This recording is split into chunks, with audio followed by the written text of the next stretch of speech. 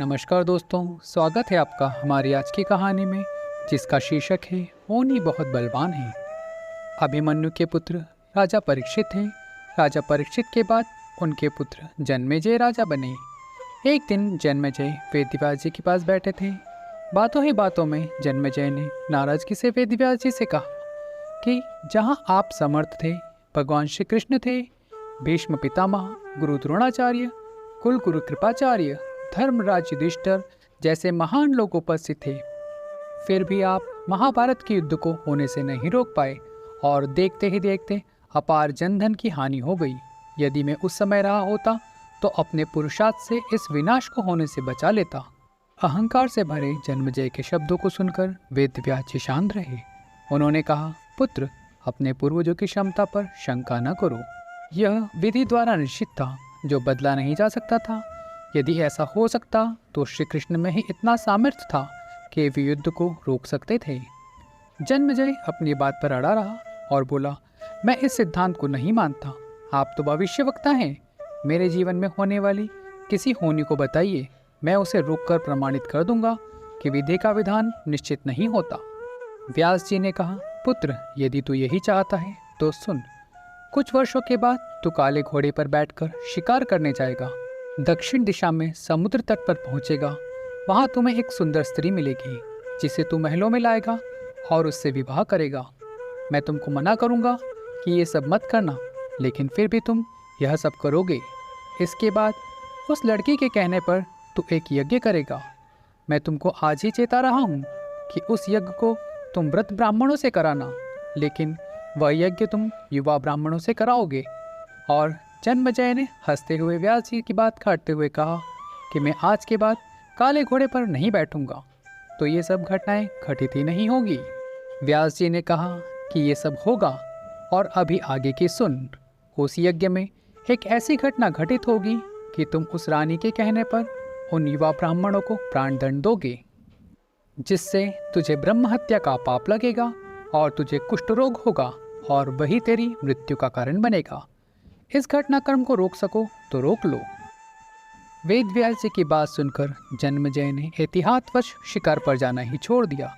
परंतु जब होनी का समय आया तो उसे शिकार पर जाने की बलवती इच्छा हुई। उसने सोचा कि काला घोड़ा नहीं लूँगा, पर उससे अस्तबल में काला घोड़ा ही मिला। तब उसने सोचा कि मैं दक्षिण दिशा में नहीं जाऊँगा, परंतु घोड़ा अनियंत्रित होकर दक्षिण दिशा की ओर ही गया और समुद्र तट पर पहुंचकर वहां पर उसने एक सुंदर स्त्री को देखा और उस पर मोहित हुआ। जन्मेजय ने सोचा कि इसे लेकर महल में तो जाऊंगा, लेकिन शादी नहीं करूंगा।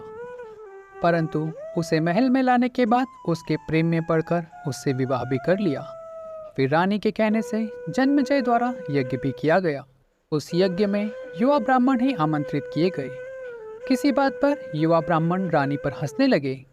रानी क्रोधित हो गई और रानी के कहने पर राजा जन्मेजय ने उन्हें प्राणदंड की सजा दे दी। फलस्वरूप उसे कोढ़ हो गया। अब जन्मेजय घबरा गया और तुरंत व्यास जी के पास पहुंचा और उनसे जीवन बचाने के लिए प्रार्थना करने लगा। वेदव्यास जी ने कहा कि एक अंतिम अवसर तेरे प्राण बचाने का और देता हूँ। मैं तुझे महाभारत में हुई घटना सुनाऊंगा, जिसे तुझे श्रद्धा एवं विश्वास के साथ सुनना है। इससे तेरा कोढ़ मिटता जाएगा। परंतु यदि किसी भी प्रसंग पर तूने अविश्वास किया तो मैं महाभारत का प्रसंग रोक दूंगा और फिर मैं भी तेरा जीवन नहीं बचा पाऊंगा। याद रखना, अब तेरे पास यह अंतिम अवसर है। अब तक जन्मेजय को व्यास जी की बातों पर पूरा विश्वास हो चुका था, इसलिए वह पूरा श्रद्धा और विश्वास से कथा को सुनने लगा। व्यास जी ने कथा आरंभ करी और भीम के बल के वे प्रसंग सुनाने लगे, जिसमें भीम ने हाथियों को सूंड से पकड़ उन्हें अंतरिक्ष में उछाला। वे हाथी आज भी अंतरिक्ष में घूम रहे हैं। तब जन्मेजय अपने आप को रोक नहीं पाया और बोल उठा कि ये कैसे संभव हो सकता है, मैं नहीं मानता। व्यास जी ने महाभारत का प्रसंग रोक दिया और कहा कि पुत्र, मैंने तुझे कितना समझाया कि अविश्वास मत करना, परंतु तुम अपने स्वभाव को नियंत्रित नहीं कर पाए, क्योंकि यह होनी द्वारा निश्चित था। फिर व्यास जी ने अपनी मंत्र शक्ति से आह्वान किया और वे हाथी पृथ्वी की आकर्षण शक्ति में आकर नीचे गिरने लगे। तब व्यास जी ने कहा, यह मेरी बात का प्रमाण है। जितना मात्रा में जन्मजय ने श्रद्धा विश्वास से कथा श्रवण की, उतनी मात्रा में उसका कुष्ठ रोग मुक्त हो गया। परंतु एक बिंदु रह गया और वही उसकी मृत्यु का कारण बना। तो दोस्तों, इसीलिए कहा है, पहले बना प्रारब्ध, पीछे बना शरीर। कर्म हमारे हाथ में है, लेकिन उसका फल हमारे हाथ में नहीं है। गीता के 11वें अध्याय के 33वें श्लोक में भगवान श्री कृष्ण अर्जुन से कहते हैं, तस्मात्मिष्ट यशो लभस्वं जित्वं शत्रुभुषंग राज्यं समृद्धं मया वेत निहत्त पूर्वमेवं निमित्त मात्रं भव्य सव्यसाच। हे अर्जुन, उठ खड़ा हो और अपने कार्य द्वारा यश प्राप्त कर। यह सब तो मेरे द्वारा पहले ही मारे जा चुके हैं, तू केवल निमित्त मात्र बन। तो दोस्तों, होनी को नहीं टाला जा सकता, लेकिन हम अपने अच्छे कर्मों द्वारा अपने भविष्य को बदल सकते हैं भगवान की कृपा से। तो मिलते हैं अगली कहानी में। तब तक अपना और अपनों का ध्यान रखिएगा। जय श्री कृष्णा। राधे राधे।